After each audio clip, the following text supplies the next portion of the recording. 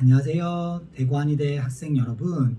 합격으로 가는 기본다지기 자기소개서 작성에 대해서 강의를 진행할 이채혁 강사입니다. 반갑습니다.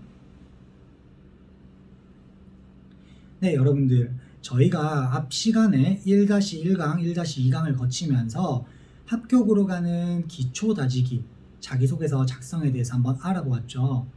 기초라는 말 그대로 여러분들이 기초에 대해서 알아가는 시간이었어요. 쉽게 말해서 자기소개서 작성해서 처음 쓰는 분들 혹은 자기소개서 자체가 뭔지 모르겠다 하시는 분들이 과거의 기초 가지기 영상을 보셨으면 많은 도움이 되실 거라고 생각을 해요. 그러면 이번 기본 다지기 영상에서는 여러분들이 조금은 기초를 활용하여서 심화된 내용으로 작성하는 것을 알아보려고 합니다. 네, 그러면 여러분들 지금 강의도 과거 강의처럼 2-1강과 2-2강으로 나눌 건데요. 여러분들이 목차를 한번 보면서 저와 같이 알아가면 좋을 것 같아요. 네. 첫 번째 마인드맵 활용, 두 번째 자기소개서 기출 항목 분석, 세 번째 취업 준비생이 가장 많이 물어보는 자기소개서 질문 탑 5인데요. 네, 여러분들 일단 마인드맵 활용, 기출 항목 분석, 질문 탑5 어려운 얘기는 아니죠. 근데 이거를 우리가 어떤 식으로 강의를 진행하게 될지 한번 알아보도록 하겠습니다. 일단 하기에 앞서 제가 조금 자기소개서에 대한 질문을 한 가지 드리고 넘어가도록 할게요. 여러분들 자기소개서 기초편에서 어떤 것이 이해가 안 됐을까요? 네. 혹은 어떤 게 저의 설명 중에서 어려웠을까요? 제가 생각하기에는 그나마 자기소개서 작성에 대해서는 쉽게 표현하고 쉽게 이해할 수 있었지만 기업이나 직무 분석에서 조금은 어려웠을 것 같고, 나를 알아가는, 그러니까 내가 이 상황에서 어떤 소재를 써야 하는지 어떤 경험을 써야 하는지에 대해서는 어려웠을 것 같아요. 맞으신가요? 제가 맞췄나요? 네, 맞췄으면 좋을 것 같네요. 그래서 제가 마인드맵 활용을 통해서 여러분들이 어떻게 경험 정리를 하고 어떤 식으로 소재 정리를 할 수 있는지 분석하고 파악하는 방법에 대해서 먼저 첫 번째로 알아가도록 하겠습니다. 네, 일단 마인드맵 활용하기인데요. 여러분들 자기소개서 어디부터 시작해야 할까요? 자, 어떻게 시작해야 되지? 한 줄도 못 적겠다. 어떤 소재를 활용해야 될까? 결국은 취업 준비 자체가 너무 막막해. 왜? 취업 준비의 시작은 자기소개서 작성, 이력서 작성이기 때문이에요. 그러니까 여기서 막히면 취업이 너무 어렵다라고 생각이 들고, 여기서 버벅거리게 되면 취업 준비에 대해서 내가 아직까지 준비가 잘 되지 않았나 라고 생각을 하게 됩니다. 그렇죠. 그래서 그 시작을 마인드맵을 활용해서 여러분들이 하실 수 있도록 심화 과정의 첫 번째를 구성해 보았어요. 네. 그러니까 여러분들 한번 마인드맵으로 소재 찾기 저와 같이 따라 하시면 좋은데요. 자, 지금부터 가장 중요합니다. 여러분들 빈 노트, A4 용지, 네, 공책 다 상관없습니다. 한번 꺼내서 동그라미에서 여기에 나 혹은 나의 이름 홍길동 이런 식으로 한번 적어볼까요? 네, 적을 때까지 기다릴 겁니다. 네, 적어보셨을까요, 여러분들? 좋아요. 네, 그렇게 적었으면 지금 PPT에 나오는 이미지 외에 내가 나를 표현하고 싶은 게 있다면 적어주시면 좋을 것 같아요. PPT에는 지금 취미, 특기, 장단점 이런 식으로 적었는데 MBTI를 적어도 괜찮고요. 나의 장점 2가지를 적어도 괜찮고요. 장점 혹은 강점으로 나누어서 적어도 괜찮아요. 자, 이런 식으로 마인드맵을 그리는데요. 전공, 자격증, 관련 경험 이렇게 그리는 이유가 뭘까요, 여러분들? 대체 이걸 왜 하는 걸까요? 그렇죠. 일단 첫 번째로는 나의 경험 정리고요. 그러면 경험 정리가 되겠죠. 경력 사항은 이런 게 있고 경험 사항은 이런 게 있고. 자, 근데 경력과 경험은 또 무슨 차이일까요?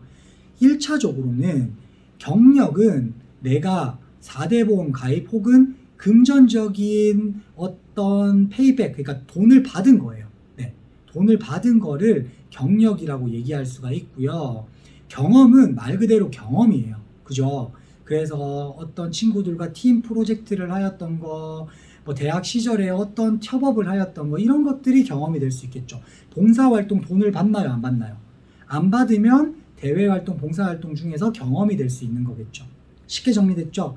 그러면 여러분들이 이런 식으로 마인드맵을 치다 보면 가지가 막 쳐질 거예요. 장가지가 10개 혹은 15개, 많은 분들은 20개까지도 쳐질 수 있겠죠.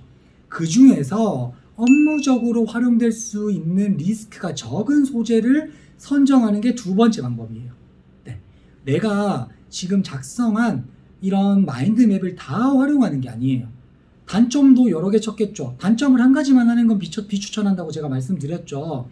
단점도 뭐 조금 소극적이다, 리더십이 부족하다, 생각이 많다, 거절을 잘 하지 못한다, 여러 가지 단점을 적었으면 여기에서 내가 지원한 기업에 맞는 리스크가 적은 소재들을 선정해서 자기소개서 작성을 편리하게 하도록 만드는 것이 이런 마인드맵을 하는 가장 중요한 이유예요. 이해되시겠죠?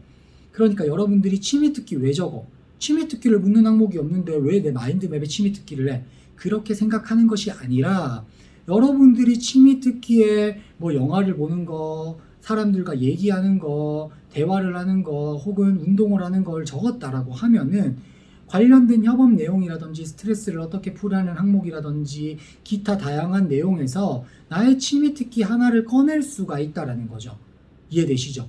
자소서에 그런 보물창고 같은 거를 만들어 두고요. 내가 자소서를 쓸 때 이 보물창고에서 맞는 걸 하나씩 끄집어낸다.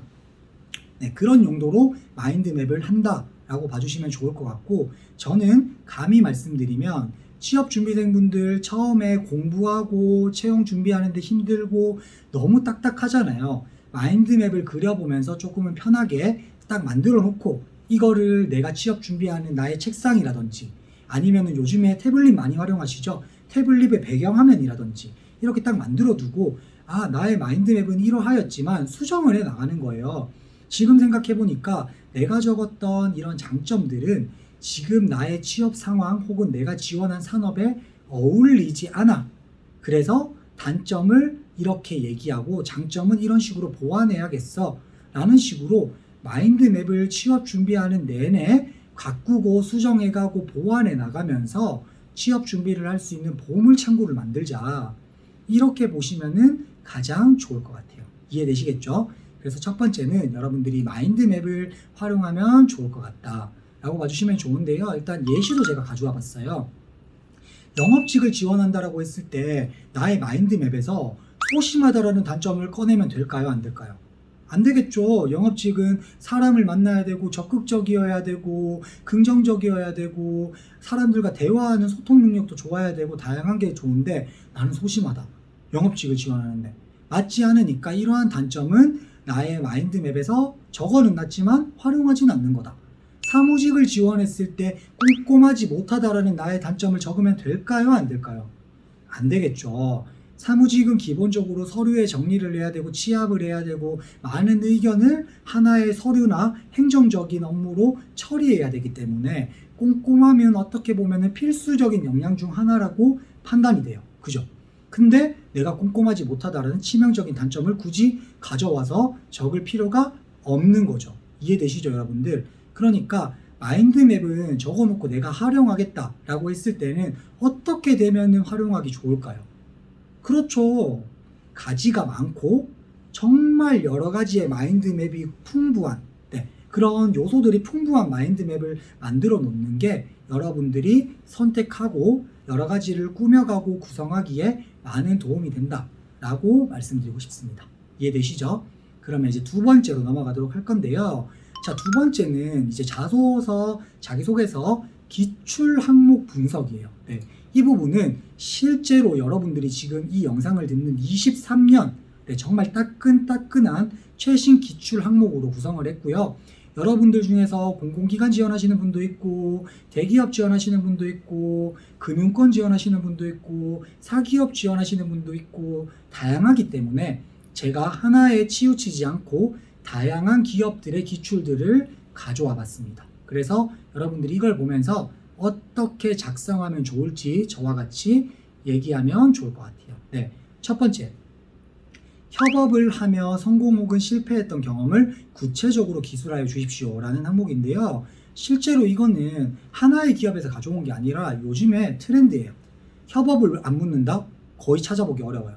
그래서 협업을 하면서 성공 혹은 실패를 묻는데요. 기업에 따라서 많이 달라져요. 협업을 하면서 성공했던 경험을 쓰세요. 이런 기업도 많고요. 협업을 하면서 실패했던 경험을 작성하세요. 이런 기업도 많아요. 지금처럼 이거 5할 이거 중에 작성하세요라는 기업도 많아지고 있는 추세예요. 자, 그렇다면 여러분들은 어떤 걸 써야 할까요? 자, 우선 OR이라고 했을 때 선정할 수 있는 방법에 대해서 먼저 말씀을 드릴게요. 여러분들이 성과적으로 어떤 게 있다. 최우수상을 탔다.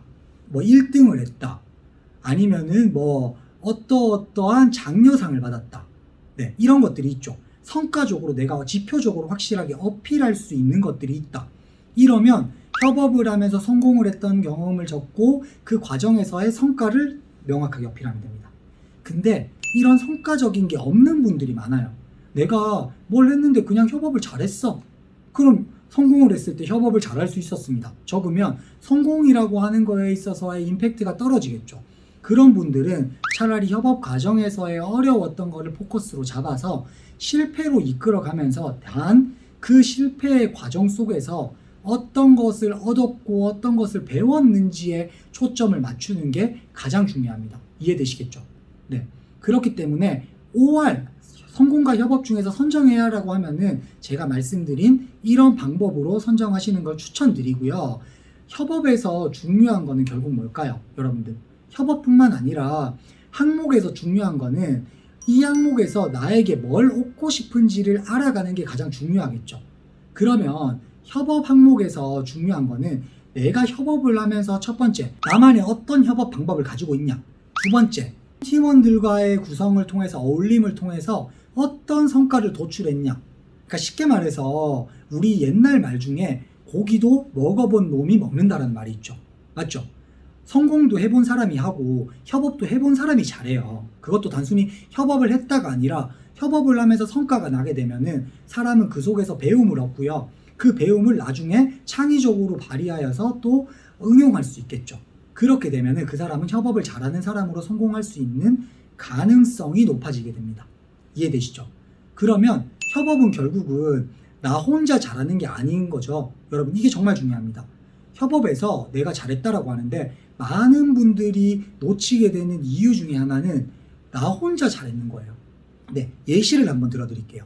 협업을 하면서 팀원들 간 이런 갈등이 있었다. 그래서 내가 갈등을 중재하기 위해서 이렇게 노력했고 이렇게 소통했다. 그 결과 원활하게 협업되었다. 정말 이렇게 쓰시는 분들이 안타깝지만 95% 이상이에요. 10명 중에 9명이 넘어요. 나머지 한 분 정도만 조금 잘 쓰시는 편이지 다른 분들은 대부분 협업을 얘기하라고 하니까 내가 잘한 거 위주에 맞춰서 작성하세요. 또 내가 조장일 당시, 팀장일 당시, 학생회장 당시 이런 식으로 쓰시는 분들이 많은데요. 그런 분들은 그렇게 쓰는 것도 괜찮지만 제 생각이지만 그렇게 쓰게 됐을 경우에는 내가 리더십만 보여주게 돼요. 협업을 보여지는 게 아니라. 근데 협업에서 중요한 건 제가 뭐라고 얘기했죠? 그렇죠. 협업에서 중요한 거는 아울러지는 거예요. 이 사람과 나의 양방향 소통, 쌍방향 소통이 중요한 거예요. 그래서 여러분들 앞으로 협업이라는 항목을 썼을 때에는 나 혼자 잘하는 거는 배제하는 게 중요해요. 자, 그러면 어떤 식으로 협업을 해서 성과를 얘기하는 게 중요해요? 라고 얘기할 수가 있겠죠. 그래서 제가 그 부분에 대해서 구체적으로 얘기를 해드릴게요. 첫 번째, 협업을 하는데 어떤 갈등 상황을 묻지 않는 이상 갈등 상황을 내비치지 마세요. 왜냐? 갈등 상황을 내비치는 순간 협업이 아니라 갈등 해결, 문제 해결 역량 어필에 중점이 됩니다. 그러면 갈등이 없는 상황에서의 협업에 대한 나의 역량은 보여질 수가 없는 거죠. 이해됐죠? 그리고 두 번째로 협업 상황에서는 늘 상호 간의 이해가 필요합니다. 내가 문제를 이해하고 분석하고 해결까지 나 혼자 하는 게 아니라 상호 간에 이 친구는 이러한 역할에 협업을 했고 나는 이러한 포지션에서 협업을 했어. 그러다 보니까 우리가 공동의 목표를 가지고 서로 열심히 노력한 결과 이런 협업의 성과를 도출했어. 이게 협업에서 가장 중요한 거죠. 이해되시죠? 그러니까 여러분들이 협업 문제를 쓸 때는 상호 간에 어떠한 노력을 하였는지가 중요해요. 자, 예를 들어 이런 거예요. 전공이 다른 여러 학과의 친구들이 모여서 협업했던 경험이 있습니다. 이 과정에서 서로 전공이 다르다 보니 서로 가지고 있는 지식이 달랐고, 그래서 하고자 하는 업무가 달랐습니다. 그리하여 상호 간에 서로 1일 1 주제를 내자는 의견을 제시하였고, 서로 하나의 의견을 내면서 어떤 식으로 협업을 해야 나가야 될지 얘기를 하였습니다. 그 결과 땡땡 예를 들어서 문학 창작과가 있다면 문학 창작과에 있는 친구는 이러한 얘기를 조율하였고, 컴퓨터에 관련된 학과에 있는 친구는 이러한 내용을 전산이나 프로그래머 하여서 저희의 내용을 보다 보기 쉽고 편리하게 관리할 수 있도록 하였습니다. 그 결과 상호 간에 서로 다른 전공이 어떠한 문제가 되는 것이 아니라 상호 부족한 부분에 보완할 수 있는 강점으로 발휘될 수 있었고, 이러한 협업에서 원활한 협업을 이루어낼 수 있었습니다 라는 이러한 내용들이 하나 구성되겠죠. 물론 제가 말씀드린 지금의 내용은 부족함이 많아요. 여기서 조금은 채워져야겠지만, 말씀드린 예시처럼 우리 구성원 모두가 하나하나의 노력을 하였고, 이러한 노력이 협업에서 어떤 부분으로 도움이 되었는지를 얘기하니까 여러분 어때요? 훨씬 더 귀에 들어오고 작성하기도 편하고 글자 수도 자연스럽게 채워질 수 있겠죠. 그러니까 이 부분을 중요하게 생각하면서 여러분들이 협업에 대한 부분을 강조하면 좋을 것 같아요. 네, 그럼 두 번째 기출 항목으로 한번 넘어가도록 할게요. 창의성을 발휘하였거나 도전적인 자세로 문제를 해결했던 경험을 기술하여 주십시오라는 항목인데요. 일단 차별화된 생각이나 방법이 무조건 필요해요. 창의성은. 물론 창의성을 묻지 않는 경우도 많은데, 많은 기업의 인재상을 보면은 창의성이 들어가 있는 경우가 많아요. 그렇기 때문에 이러한 문제를 어떻게 해결했는지를 그냥 문제를 해결했습니다가 아니라 나만의 차별화된 방법이나 생각을 통해서 해결하였다를 기업에선 듣고 싶은 거거든요. 그러니까 여러분들이 이런 걸 적을 때 첫 번째, 왜 그러한 방법을 했는지에 대한 분석적인 게 필요해요. 여러분, 문제 해결을 하는데 간혹 가다가 A라는 문제가 생겼어요. 내가 이렇게 했어요. 해결했어요. 이렇게 적는 분들이 너무 많거든요. 근데 그렇게 적는 것보다는 A라는 문제가 생겼어요. A라는 문제에 대한 원인을 분석했더니 이러한 근거가 있다는 걸 파악할 수 있었어요. 원인이 있다는 걸 파악할 수 있었어요. 그래서 이 원인에서 문제 해결 방법은 이러한 접근이 필요하다고 판단했기 때문에 이러한 해결을 하였고, 그 결과 원활하게 해결할 수 있었어요. 그죠? 누가 봐도 문제에 대해서 해결할 때는 원인과 분석이 필요해요. 그렇기 때문에 여러분들이 이런 항목을 쓸 때 창의성을 발휘해서 해결하였다. 근데 그 창의성이 차별화되지도 않았고 또 문제 해결 과정에서 분석적인 내용이 나오지도 않았어요. 그러면 이런 항목에서 좋은 점수, 좋은 평가를 얻기가 어렵다라고 말씀드리고 싶죠. 그러니까 여기서 중요한 거는 여러분들이 이런 창의성이나 문제 해결을 묻는 항목을 만났을 때는 첫 번째, 단순히 갈등이 일어났다라고 만약에 적었었더라도 갈등을 소통을 했다고 하면 이 소통에서의 나만의 방법이 필요해요. 첫 번째로 이런 경우에는 서로의 감정이 상해 있는 상황이기 때문에 대면 소통보다는 비대면 소통을 1차적으로 선호하였고, 비대면 소통을 기반으로 하여서 대면 소통으로 이어졌다. 이런 정말 사소하지만 내가 갈등을 해결하고자 하였을 때 나의 방법적인 것들 있죠. 네, 이해되죠? 그런 방법적인 것들을 하나라도 언급하면서 나는 이런 소통에서 이런 방법을 썼어. 그랬더니 이런 문제를 해결했어. 라는 게 중요하고요. 두 번째로는 문제에 대해서 분석이 필요하겠죠. 아까 전에 어떤 갈등이라고 또 예시를 들면 갈등 상황에서 소통이 부족하여서 갈등이 일어났다는 원인을 파악할 수 있었습니다. 이런 식으로 적는 거예요. 근데 이 소통에서 아까 얘기한 것처럼 이어질 수 있겠죠. 비대면 소통으로 또 나만의 방법을 넣으면서 창의성을 발휘하였다. 그 결과나 성과가 마무리에 붙어야 돼요. 여기서 끝나면 안 됩니다. 그 결과 이러이러한 성과로 이어질 수 있었고 이러한 결과로 도출될 수 있었다. 그로 인해서 이러한 문제 해결에서는 이러이러한 소통이 중요하고 또 이 소통 과정에서 이러한 프로세스를 적용하는 것이 가장 필요하다는 것을 배울 수 있었습니다 라고 마무리하면 여러분들이 조금은 매끄럽고 조금은 이런 표현을 저는 많이 쓰는데 예쁜 자소서를 만들 수가 있겠죠.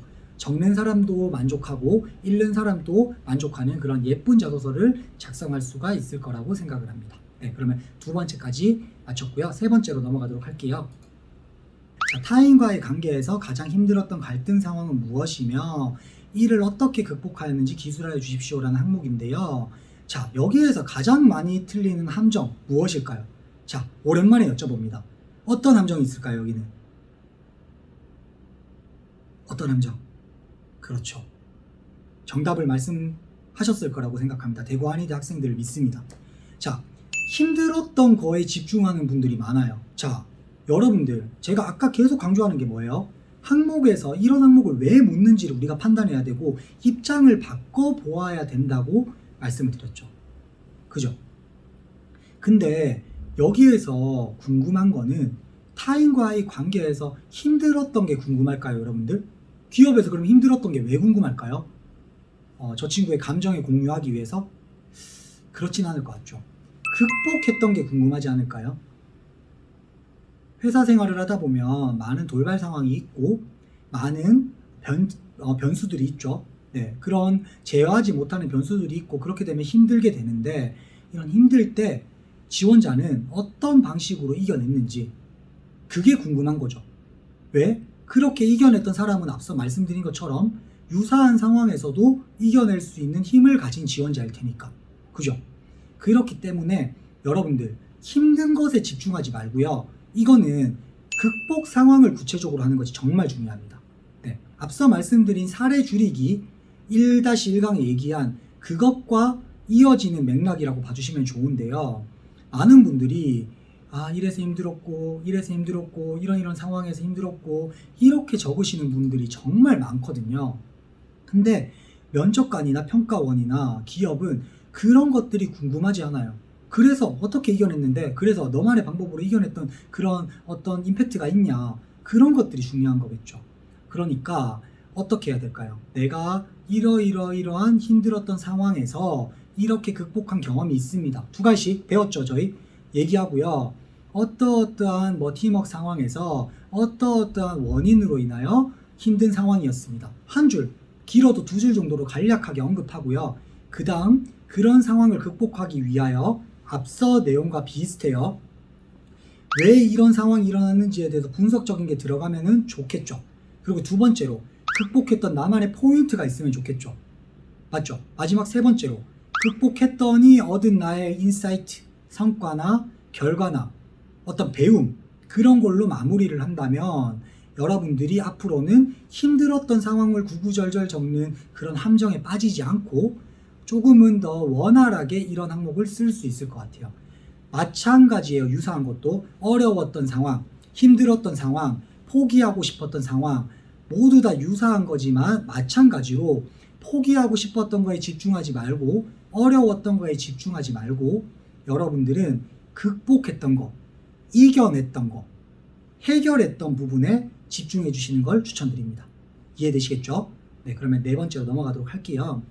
편법을 사용하여 손쉽게 좋은 결과를 얻을 수 있었음에도 정직한 방법을 선택했던 경험, 정직한 방법을 선택한 이유, 결과를 포함하여 기술하여 주십시오 라는 항목이에요. 자, 이거는 공공기관에서 조금 많이 나와요. 근데 최근에는 사기업도 이어지고 있어요. 왜냐? 좋지 못한 이유로 횡령, 불법 자금, 그런 것들이 많죠. 그런 이유로 인해서 사기업도 최근에 이런 항목들을 조금씩 넣고 있는 트렌드로 변화하고 있어요, 여러분들. 자, 그렇다면 당연히 여기에서는 청렴, 정직, 신뢰, 믿음 이런 걸로 키워드를 잡아야겠죠. 근데 여러분들이 편법이라고 하니까 많은 분들이 불법과 편법을 헷갈리시는 분들이 많더라고요. 근데 이 부분 제가 정말 강조하고 싶은 게요.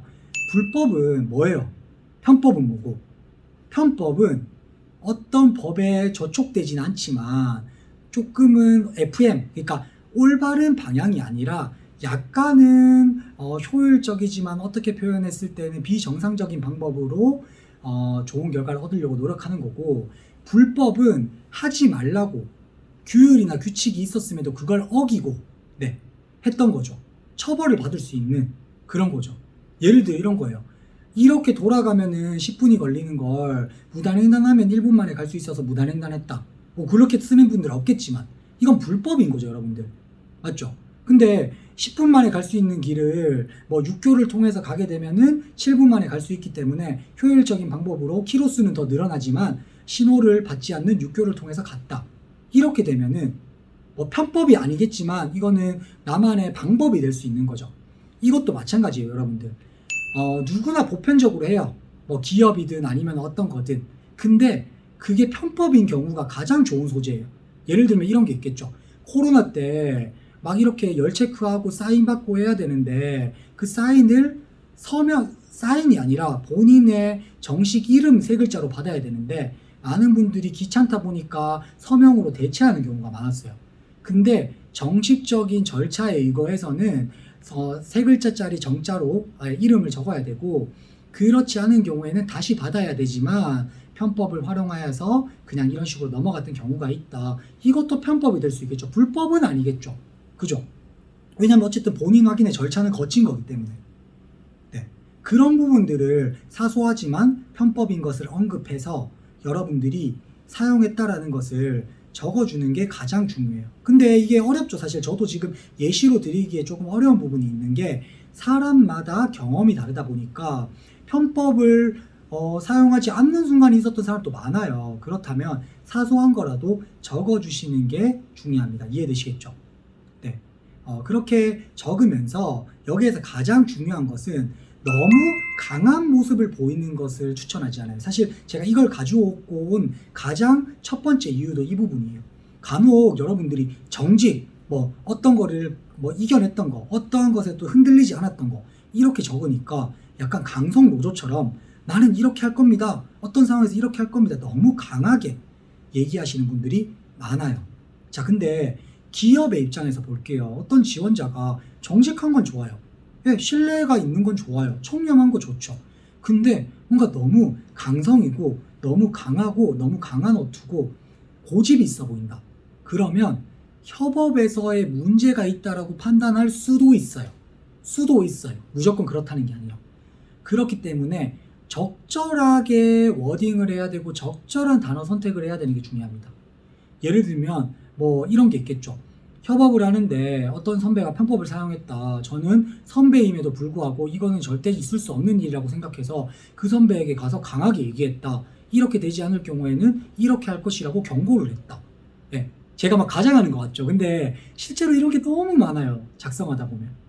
자, 이렇게 작성을 했을 때 어때요? 여러분들이 느꼈을 때. 후배가 내가 조금 뭐 편법을 쓴다고 와서 강하게 막 얘기했대요. 면접관 입장에서, 평가하는 입장에서 저 친구 되게 잘했어. 맞는 거야. 하지만 실제로 회사에 왔을 때 이런 일들이 있고 이런 문제들이 야기됐을 때 어떻게 될까요? 그렇죠. 그러니까 여러분들이 이런 항목이 있을 때는 절대 너무 강하게 얘기하면 안 돼요. 네, 유연하고 우리가 늘 지금 기업에게 평가받는다. 이 글을 그 생각을 토대로 조금은 쿠션을 두고 조금은 원만하고 매끄럽게 작성하는 것을 가장 추천드립니다. 이해되시겠죠? 네, 마지막 본인이 지원한 직무에서 반드시 필요하다고 생각하는 역량은 무엇인지 작성하고 본인이 그러한 역량을 갖추기 위하여 노력했던 경험을 기술하여 주십시오. 이런 항목인데요. 내가 가지고 있는 것을 직무에 맞추는 게 아니라 직무에 필요한 역량 중에 나와 적합한 걸 맞추는 게 중요해요. 그러니까 순서가 다시 기업이 아니라 기업에 맞는 걸 나와 맞춘다. 이 순서가 중요합니다. 자, 그리고 제가 1-2강에서 여러분들 기업과 직무를 반드시 조사하고 알아보고 난 다음에 작성하라고 했던 이유 중에 하나가 바로 이런 항목 때문이에요. 근데 사실은 제가 이걸 5번째 가져왔지만 모든 항목에서 기업이 10군데 있다고 생각하면 7기업, 많으면 8기업에서 이걸 물어요. 왜 지원했냐? 혹은 지원한 직무에서 뭐가 필요하냐? 너는 어떤 걸 가지고 있냐? 그러니까 직무에 대한 분석이 무조건 필요하겠죠. 네. 그러면 이걸 어떻게 적을 수 있을까요? 제가 지원한 직무에서 필요한 역량은 어떠어떠한 것이라고 생각합니다. 라고 적어도 되고요.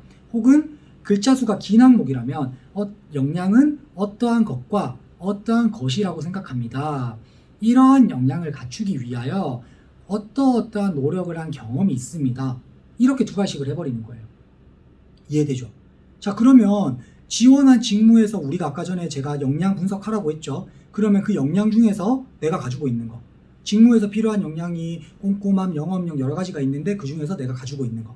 그러면 그런 걸 영업력을 갖추기 위하여 실제 영업에 대한 인턴 근무를 하면서 이러이러한 영업의 프로세스를 배우고 노력하였고, 이 영업력을 갖추기 위해서 하루에 100명의 고객들과 소통하면서 영업적인 부분을 노력한 결과 이달의 영업왕에 수상될 수 있었습니다. 이러한 경험을 바탕으로 영업력이라는 역량을 높일 수 있었고, 지원한 직무에서도 이런 역량을 활용하여서 영업력이 강한 직원으로 성장하겠습니다. 이런 식으로 빌드업을 할 수가 있겠죠.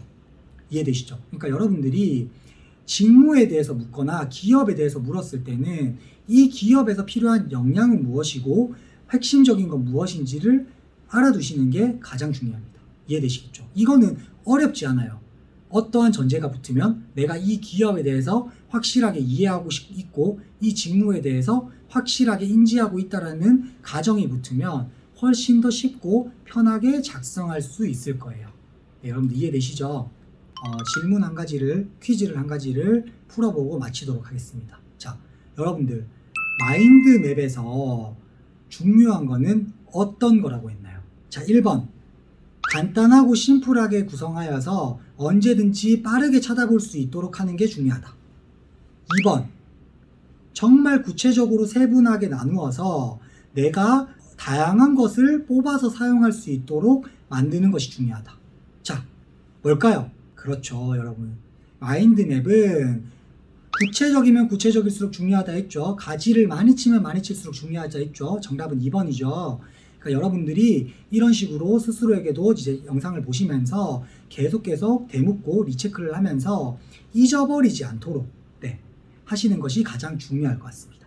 여러분들이 지금까지 저와 같이 진행하면서 많은 도움이 되셨으면 정말 좋을 것 같아요. 그리고 이 마지막 시간에는 제가 어떤 것을 진행하면 좋을까 고민을 한 결과 자기소개서 질문 관련된 것들을 좀 가져와 봤어요. 제가 지금 취업 컨설턴트로 활동한 거는 2017년부터니까 한 6년이 조금 넘은 것 같아요. 근데 6년 동안 진행하면서 여러분들 혹은 여러분들과 유사한 상황에 놓여 있는 취업 준비생분들, 대학생분들이 정말 많이 묻는 질문들이 있더라고요. 그죠? 그래서 그런 질문들이 어떤 게 있을까 고민하다가 정말 추려서 5가지를 가져와 봤습니다. 그래서 여러분들이 그런 질문에 대해서 한번 제가 답변을 드리면서 이해를 하고 조금은 편하게 알아가는 시간을 가지면 좋을 것 같고요. 네, 이번 시간에는 그래서 막 어떠한 복잡하고 어려운 것보다는 이제는 정말 여러분들이 궁금해하고 또 쓰다 보면 궁금할 거예요. 분명히 지금은 모르지만 그런 것들에 대해서 구성하고 알아보도록 하겠습니다. 자, 첫 번째 질문입니다. 자기소개서.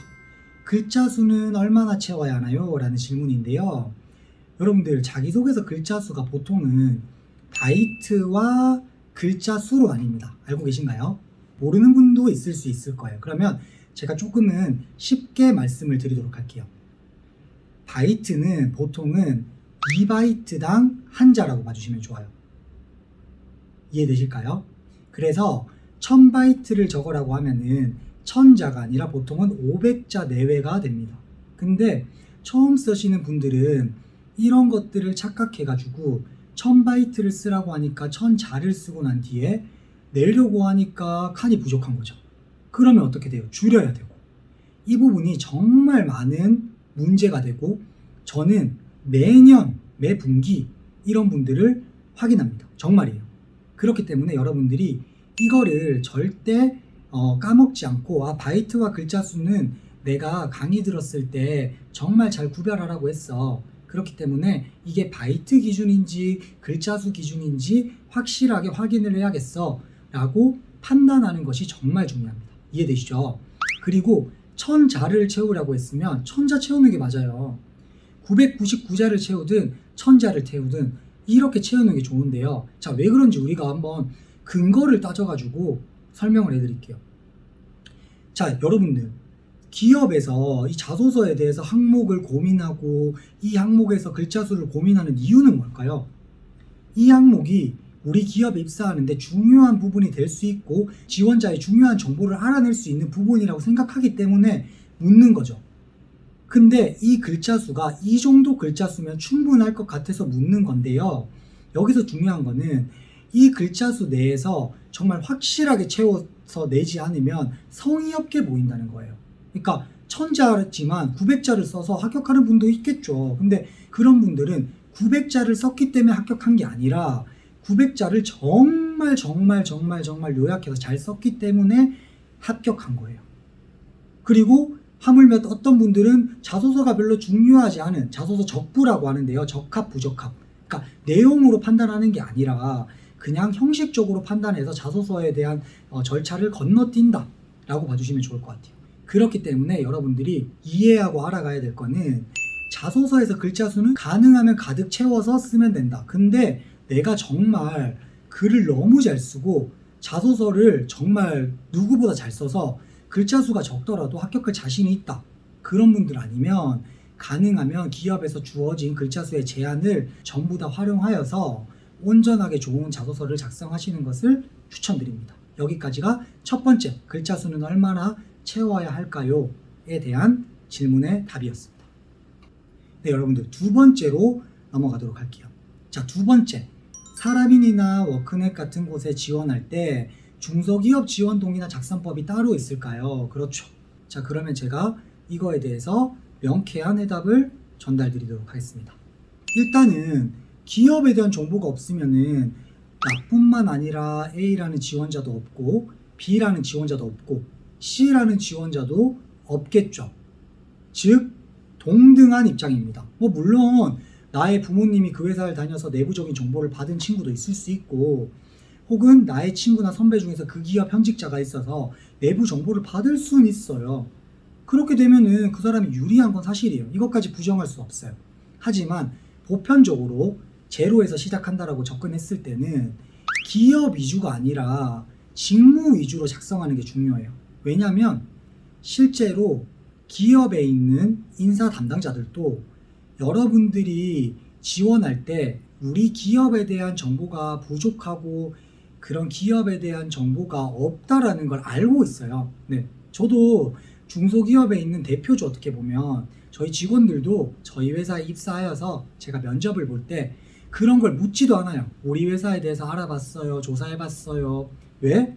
제가 당장 네이버 검색해도 묻지도 않을 뿐더러 그런 기업에 대한 정의가 확실하게 내려져 있지 않은데 그런 거에 왜 궁금하겠어요. 대신에 제가 홍보 마케팅 지원을 뽑는다라고 하면 그 직무에 대해서 물어볼 수 있겠죠. 우리 이런 직무를 왜 하려고 해요? 왜 관심이 생겼어요?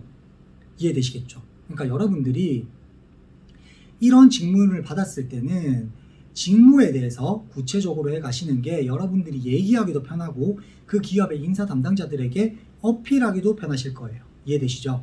그러니까 이런 질문은 꼭 직무 위주로 작성하는 것을 추천드립니다. 네, 이제 세 번째인데요. 유료로 자소서 첨삭, 대필 해주는 곳이 많던데 도움이 될까요? 라는 질문인데요. 여러분들이 저와 같이 1-1, 1-2, 2-1 그리고 지금 강의 2-2까지 듣고 있는 분들이 있다면 제가 얘기했던 부분을 분명히 기억하시는 분이 있을 거예요. 여러분들은 사회 초년생이고 여러분들은 금전적으로 부담스러운 상황이에요. 그죠? 용돈을 받던지 시간을 쪼개서 아르바이트를 하죠. 근데 여러분들에게 돈을 요구하면서 자소서 대필, 면접 첨삭 이거는 정말 잘못된 거라고 생각합니다. 네. 왜 그러냐면 여러분들 지금 보세요. LMS를 통해서 이렇게 저뿐만 아니라 정말 많은 정말 좋은 강사님들의 강의도 무료로 들으실 수가 있죠. 학교에서. 그리고 학교 내에 있는 취업 컨설턴트 분들에게 무료로 첨삭도 받을 수가 있어요. 유튜브를 봐도 정말 많은 정보들이 있고요. 여러분들이 대학생 신분이라면 대학교 내에서도 여러분들이 받아볼 수 있는 혜택이 정말 많습니다. 그러니까 차라리 그 돈을 여러분들이 필기 준비하고 자격증을 준비하는 데 필요한 돈으로 사용하시는 것이 훨씬 더 바람직하고 훨씬 더 유익할 거라고 확실하게 말씀드리고 싶습니다. 그러니까 여러분들에게 이 얘기를 꼭 해주고 싶었어요. 네, 유료 첨삭 절대 하지 마세요. 자, 네 번째 질문 알려드리도록 하겠습니다. 합격 자소서를 참고하는 것이 도움이 되나요? 인데요. 사실은 이것도 앞선 3번과 유사해요. 자소서와 면접에서 정답이 있나요? 제가 이런 컨설팅을 시작하면서 가장 먼저 하는 얘기 중에 하나가 뭐냐면 정답은 아니지만 이런 얘기들을 정말 많이 합니다. 컨설팅 할 때. 왜냐면 제가 수학을 가르치는 수학 선생님이다. 1 더하기 1은 2야. 묻겠죠. 왜 2예요? 설명을 할 수 있겠죠. 맞죠? 그리고 1 더하기 1은 다른 선생님이 가르쳐도 2예요. 문제에서 나와도 2예요. 정답이 있죠. 근데 취업에서 지원 동기에 대해서 어떻게 대답을 해야 될까요? 혹은 어떻게 자소서 작성을 해야 될까요? 라는 질문이 있는데 컨설턴트 100명이 본인이 직접 이게 최선이에요 라고 썼을 때 정말 똑같을까요? 다릅니다. 네. 근데도 합격을 하겠죠. 다르지만. 그렇기 때문에 정답이 없다는 거예요. 근데 제가 합격 자소서를 참고하면 도움이 되나요? 라는 대답에 결국은 아니요 라는 대답을 드리고 싶은데요. 그 이유는 참고까지는 좋아요. 네. 이렇게 하니까 합격했다. 근데 무조건적인 신뢰는 좋지 않아요. 왜 그러냐? 오류가 있고 함정이 있다라는 거죠. 여러분들은 자소서를 쓸 때 본인만의 자소서를 구축하는 것을 1번으로 생각하고 자소서를 작성하고 피드백을 해 나가는 것이 필요합니다. 이해하시겠죠? 그러니까 가장 중요한 거는 나의 경험과 맞고 나의 사례와 맞는 게 필요해요. 간혹 가다가 저 선배는 나와 학과도 비슷하고 성적도 비슷하고 지원하려고 하는 기업이나 직무가 비슷해 라고 하는 선배가 있어요. 그리고 심지어 내가 했던 대외 활동이라든지 경험이라든지 성향도 비슷해요. 그러면 자소서를 쓰다 보니까 유사해서 참고하기 좋을 수는 있겠죠. 하지만 모든 합격한 자소서가 나의 상황을 대변해 주거나 나와 유사한 경험을 가지고 있지 않다라는 거예요. 그러니까 여러분들이 이 함정에 빠지지 않고 꼭 참고만 하시면 좋을 것 같습니다. 네, 제가 꼭 강조했어요. 마지막 5번째 항목인데요. 자유 형식인 자소서에서는 어떤 소재를 작성하는 것이 좋을까요? 라는 질문인데요. 자, 여러분들 이런 자유 항목에서는 일단 제가 필수로 2가지를 넣으라고 말씀드려요. 첫 번째, 지원 동기. 2번째, 기업에 관련된 역량. 근데 역량 2가지라고 제가 PPT에 어필한 거는 2가지를 준비하라는 거예요. 이해되시죠? 여러분들이 지원 동기를 쓰면서 기업에 대한 역량을 하는데 하나만 준비하게 되면 기업이 바뀔 때마다 어때요? 새롭게 준비해야 되죠. 근데 내가 지원한 기업, 유사 산업, 유사 직무에서 필요한 역량, 늘 앞에 나왔던 거와 결국은 비슷한 맥락으로 강조를 하는데요. 내가 준비해야 되는 강점도 2-3가지 준비하고요. 내가 준비해야 되는 단점도 2-3가지 준비하고요. 이런 식으로 계속 준비를 해두면 여러분들이 기업에 따라서 혹은 쓰다 보니까 내가 역량 이걸 썼지만 막상 쓰다 보니까 이게 문제 해결 능력에 가까운데 오케이 그러면 나는 기업에 관련된 역량 중에 문제 해결 능력으로 좀 바꿔보자 이런 식으로 될 수가 있는 거죠. 본인이 어필할 수 있는 걸 작성하라고 했지만 필수적으로는 기업에 대한 지원 동기와 기업에 관련된 역량을 꼭 쓰시면 좋을 것 같고요. 그 다음에 선택적으로 본인이 어필할 수 있는 경험, 그 중에서도 협업이나 뭐 자격증이나 장단점 이런 것들을 얘기하는 게 중요한데요. 자유 형식인 자소서에서는 저는 개인적으로는 장단점도 적으면 좋을 것 같아요. 단 장단점이 아니라 강점, 약점. 장점은 성격적인 거, 인성적인 거. 강점은 업무적인 거. 자, 그러니까 여러분들이 강점을 많이 어필하는 게 취업에서는 중요해요. 근데 협업이나 사람들과 두루두루 지내거나 어떤 그런 원만한 소통을 얘기할 때는 나의 장점을 어필하는 것도 괜찮아요. 경청하는 거다. 물론 경청은 약간 중의적이에요. 강점으로 얘기할 수도 있고 장점으로 얘기될 수도 있겠지만 이런 식으로 내가 어필할 수 있는 장점이나 단점 혹은 강점이나 약점을 자유 형식에 작성하는 것도 추천드리고요. 하나는 요즘의 트렌드를 반영하는데 제가 앞서 말씀드린 것처럼 트렌드에서 협업이 트렌드라고 했죠. 그러니까 내가 협업하면서 이끌었던 나만의 방법 혹은 자유 형식인데 지금 제가 다른 데에도 많은 자소서를 쓴 그런 친구다. 나는 다른 데 자소서 써봤다. 그러면 협업에 있던 항목들 그대로 가져올 수가 있는 거겠죠. 거기에 플러스로 기업에 대한 내용만 조금 짜집기해서 조금은 덧붙여서 이렇게 작성할 수가 있는 겁니다. 이해되시겠죠? 복사 붙여넣기를 하라는 얘기 절대 아니니까 혼돈하시면 안 돼요. 내가 분명히 기업에 대한 얘기와 기존에 잘 작성한 거를 혼합하는 게 정말 중요합니다. 자, 그리고 자유 형식인데 작성하는 내는 이력서나 서류에 자격증란이 없어요. 근데 나는 어필하고 싶은 자격증이 있어요. 그러면 무조건 자유 형식에서 자격증을 하는 거죠. 근데 자격증 이렇게 하면 어색하니까 관련 역량 있죠. 거기에 자격증을 어필한다든지 아니면 나의 비전을 얘기하면서 현재 내가 자격증이 3가지가 있는데 나는 입사해서 8가지의 8종 자격증을 취득하는 게 나의 목표다. 은연중에 이런 식으로 내가 가지고 있는 자격증과 앞으로 취득할 자격증을 얘기하면서 나의 자기개발적인 비전을 어필할 수가 있겠죠. 이해되시죠? 네, 그런 식으로 여러분들이 얘기하면 자유 형식인 자소서도 충분히 잘 작성할 수 있다라고 말씀드리고 싶습니다. 네, 자, 끝으로 여러분들에게 퀴즈를 내면서 마무리하도록 하겠습니다. 네, 여러분들 자소서에서 여러 가지가 중요하고 이제 어떤 것들을 많이 궁금해하는지 얘기 들었죠. 자, 첫 번째 질문입니다. 합격자 자소서는 직무와 기업이 같으면 무조건 참고하는 게 좋다. OX. 자, 정답은 뭘까요? 그렇죠. X죠. 무조건적이라는 건 아니에요. 직무가 기업이 같더라도 그 사람과 내가 놓여진 환경이 다르고 경험이 다르기 때문에 합격자 자소서는 일부 참고만 하면 좋고 나머지는 나만의 자소서를 구축해 나가는 게 좋다라고 말씀을 드렸죠. 네, 이 부분 중요합니다. 그럼 두 번째 질문으로 가도록 할게요. 기업에 지원하는데 정보가 많이 없는 중소기업에 지원할 때 사람인가 워크넷 같은 곳에 지원할 때 작성할 때 기업에 대해서 어떻게 해서든지 사소한 거라도 알아내서 적는 게 좋다. 혹은 기업에 대해서 정보가 너무 없다면 직무 쪽으로 집중하는 게 좋다. 어떤 게 좋을까요? 그렇죠. 열심히 들으셨네요. 네, 직무 쪽으로 집중하는 게 중요합니다. 네, 알겠죠? 물론 여기에서의 한 가지 어떤 뭐랄까 조건이라고 하면은 기업에 대해서 조사한 게 있다면 작은 기업이라면 그거라도 어떻게든지 끄집어내는 게 중요해요. 근데 너무 없다면 네이버에 검색해도 나오지도 않고 기사도 없고 이렇다면 직무 쪽으로 가는 게 중요하다. 여러분 이거 꼭 참고해 주시면 좋을 것 같아요. 아시겠죠?